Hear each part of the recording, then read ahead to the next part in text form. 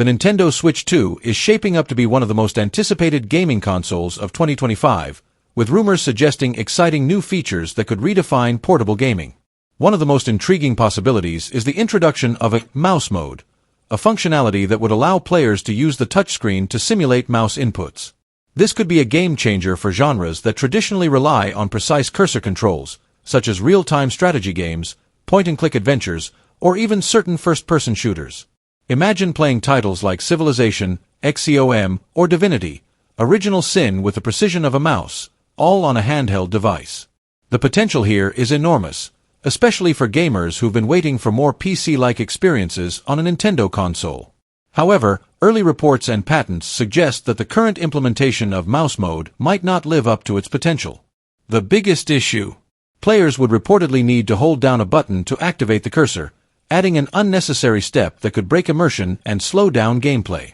In fast-paced or competitive games, this kind of friction could be frustrating.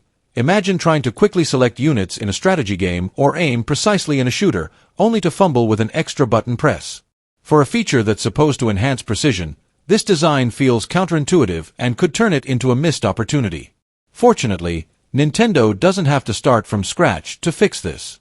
Other devices have already set a high bar for how touch-based cursor controls should work.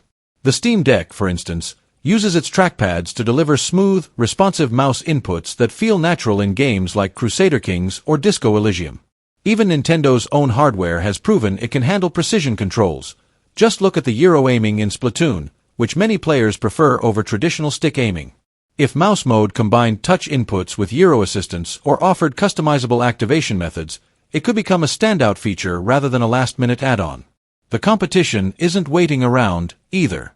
Handhelds like the Asus ROG Ally and Lenovo Legion Go already offer seamless mouse support, whether through touchscreen gestures, trackpads, or even detachable controllers. If Nintendo wants the Switch 2 to compete in this growing market, mouse mode needs to be more than just functional. It needs to feel polished and intuitive right out of the box. So, what's the solution? Nintendo has a few options. They could streamline the activation, for example, making the cursor appear instantly with a tap or swipe, no button hold required. They could also integrate gyro controls for finer adjustments, or even allow players to customize how the feature works to suit different games. The key is to treat mouse mode as a core part of the Switch 2's versatility, not just a niche extra. If Nintendo gets this right, mouse mode could open the door to a whole new library of games on the Switch 2, from classic PC ports to innovative hybrids that blend touch and traditional controls.